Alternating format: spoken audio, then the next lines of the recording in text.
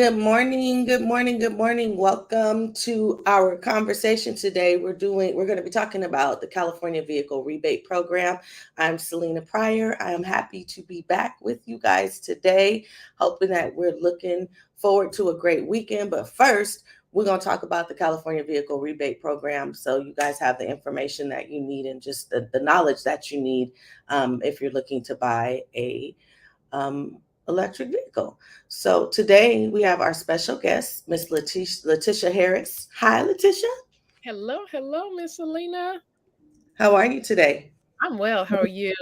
I am awesome. I'm glad to have you here. This is our expert, Miss LaTisha Harris. She is the get on your cell phone and pull out this website so I can show you how to find all the information you need about electric vehicles. That she's a queen of that. So we're going to get started and just talk about the California Vehicle Rebate Program. So LaTisha, what exactly is the California Vehicle Rebate Program?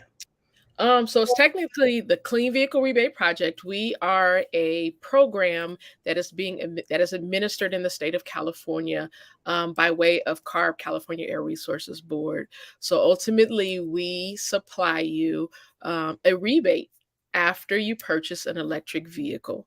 Not all electric vehicles, which we'll talk about a little later, but after you purchase an electric vehicle, we offer the incentive by way of a rebate. So that means I have to get the car first Yes. and then I get the money back. It's not up front, correct? Correct. In certain cities, like San Diego, they did have programs where you could do something beforehand, get an incentive prior to. But for the most part, CVRP is post purchase of an eligible vehicle, electric vehicle. Post purchase. That means after, not After. before. Correct. Tell us a little bit about the process. What's the process to take advantage of the rebate? So ultimately, one thing that I tell a lot of people that I talk to when I've been talking to them, I tell them to go to our website, which is www.cleanvehiclerebate.com.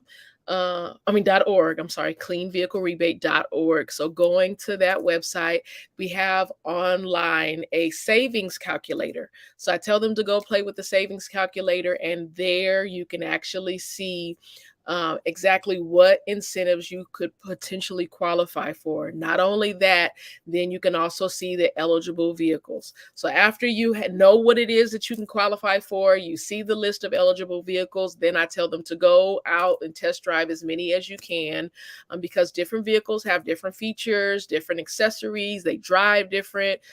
Find the one that you're in love with. After you purchase the eligible vehicle and obtain the vehicle, then you go back to that same website and you apply for the rebate. Now, how much can I get? So it's different amounts. So if you are looking to do just the standard rebate, if you are looking for a battery electric vehicle, that means there's no gas at all. It's completely 100% electric. There's a $2,000 rebate. If you do the fuel cell electric vehicle, that's $4,500. It's a fuel cell that's actually not electric. It's a fuel cell where you actually refill it with the hydrogen. And then if you do the plug-in hybrid vehicle, it is $1,000 rebate. Now, if you are eligible for the increased rebate, you can actually find this information again on the website. If you're eligible for the increased rebate, that's meaning that you meet the standards of 400% below poverty level. You can get the increased rebate. So that's the standard rebate plus an additional $2,500. So for fuel cell electric vehicle, you'll go from 4,500 to 7,000 now with the increased rebate. Or if you're doing a battery electric, you now go from 2,000 that you're eligible for in a rebate to $4,500. And if you're doing a plug-in hybrid, which is both gas and electric, you go now from $1,000 to now $3,500 in a rebate.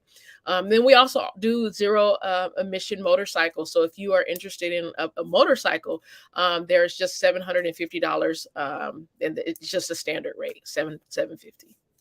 Zero emission motorcycle. Yep. That's awesome. That's awesome. So I just want to kind of give our viewers an explanation of why we're having this conversation, or at least for me. The reason why I think it's important for us to have this conversation is because the governor did sign an order that California would be a zero emissions vehicle state by 2035, I think the year is. Yes.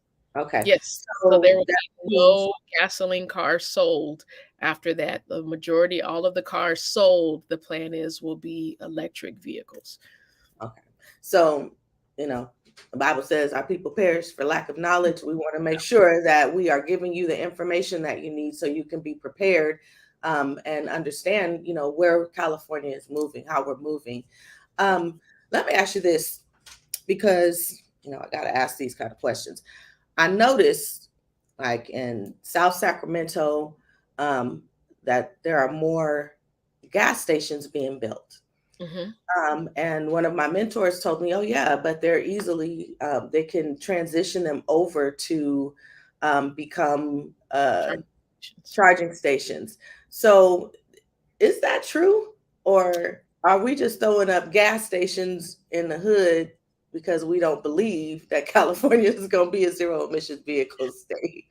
I honestly can't tell you. I really don't know. I do know you referenced the Bible earlier. The Bible says that we have to be a good steward over that which has been given to us, which is our earth. And reducing our emissions is part of that's one way that we can be a good steward and take care of our earth. So, in the event that they continue to build gas stations, does that mean, with the way the governor is going, eventually we're going to phase out of gasoline? But how do I do my part to clean up the environment? How do I do my part to be a good steward over there? We only get one Earth. We're not gonna get another one. This is it. So Right. how do we individually do our part to be a good steward over what's been given to us? I love that. I love that. I love that. Um, so there's a lot of conversation about electric vehicles and how expensive they are. Can you talk about that a little bit, and about how, because I went and looked, and I've seen the ones that I like are like $80,000. So any new vehicle, we have to be honest, is going to come with a price. Right, right, right, right, right. Whether you're paying for the vehicle, whether you're paying for the sales tax, whether you're paying for, register, you're gonna have to pay registration, whether you don't get a new car, whether you do get a new car. So you're gonna have to pay something. That's just the harsh reality. You're gonna have to pay something, but you also have to look at what you're saving. I know if you get a all battery vehicle, all electric vehicle, you don't have maintenance. Like the oil changes, all of that, you don't have to worry about none of that. You don't have to worry about tune-ups. You don't have to worry about none of that. Like you literally are saving money on the maintenance portion of it. And I know for me, that would be a pretty pity.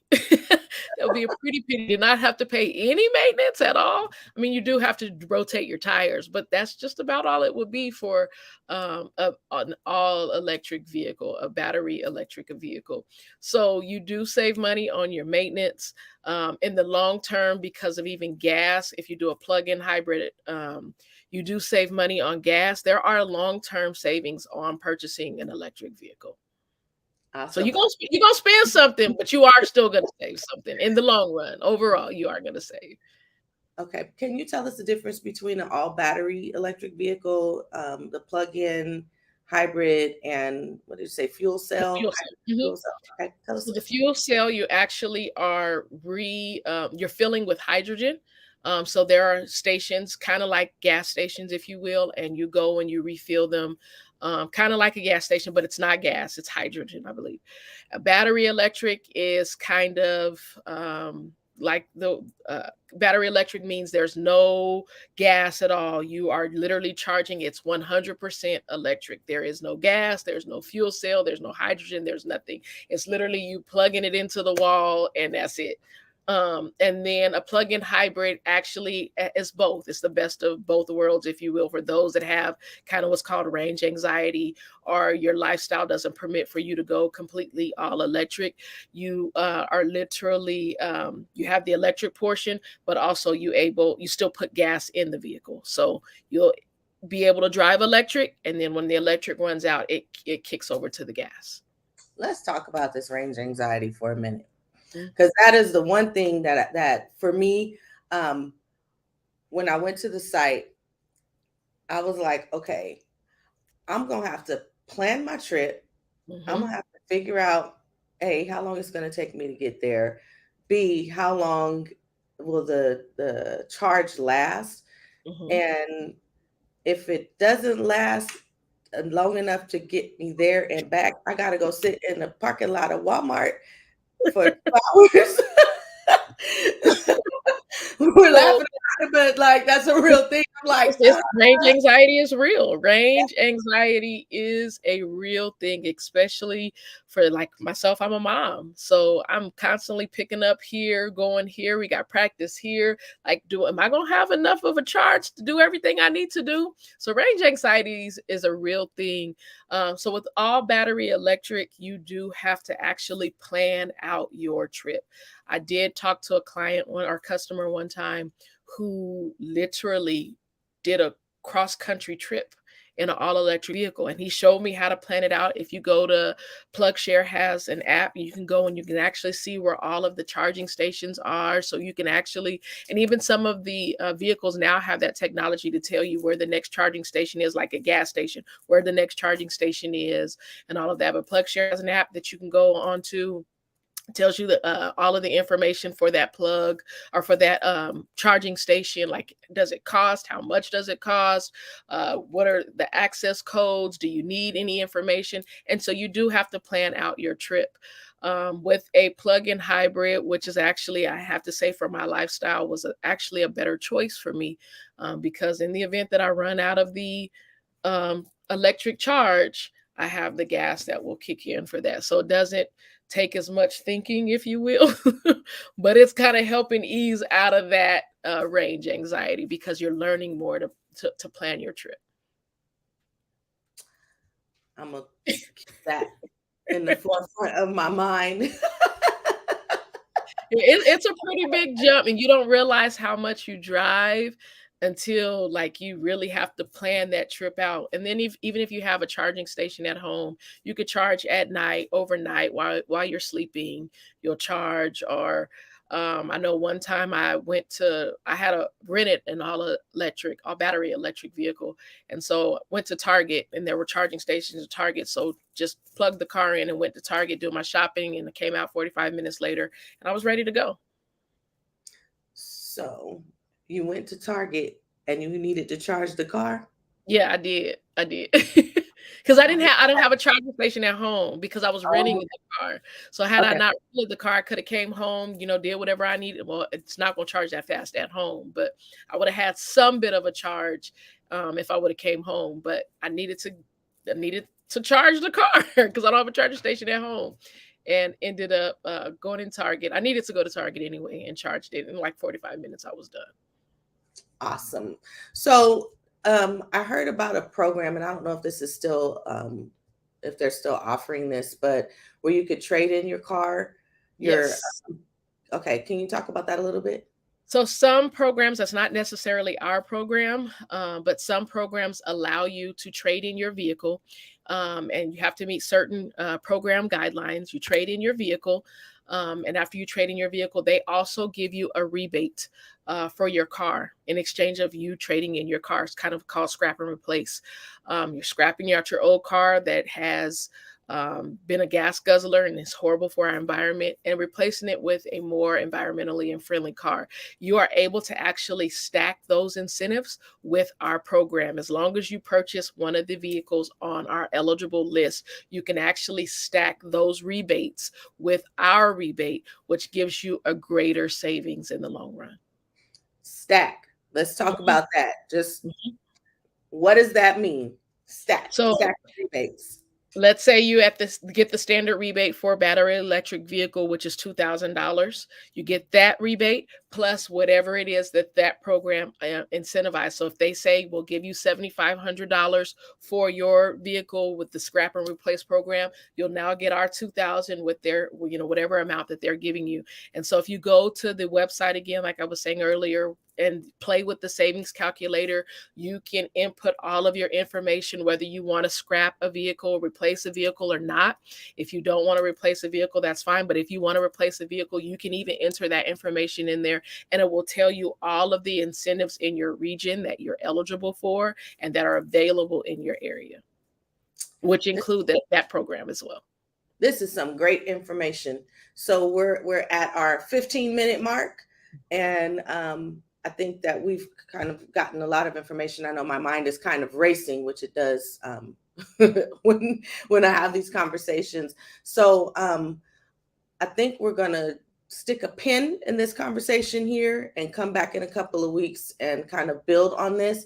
But is there anything that you would like our audience to know, in addition to all of the information that you've already given that we may not have covered? The only thing is, and I'll go to the website.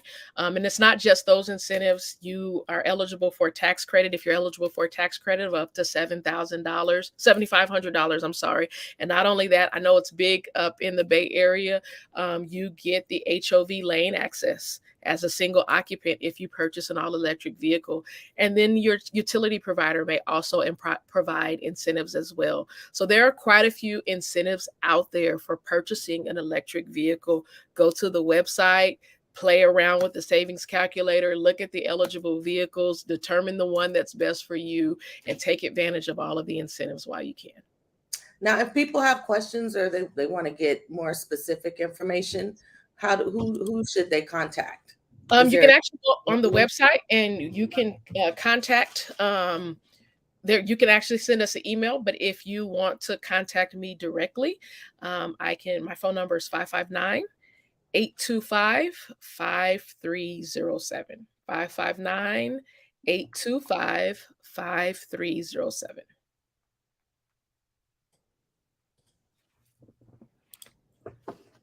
So I'm gonna let this roll across the screen, write it down, or you're gonna have to go and rewatch the whole video to get it. And again, this is Miss LaTisha Harris, and she is with the Center for Sustainable Energy. And we are super excited to have you today to talk about this very important program.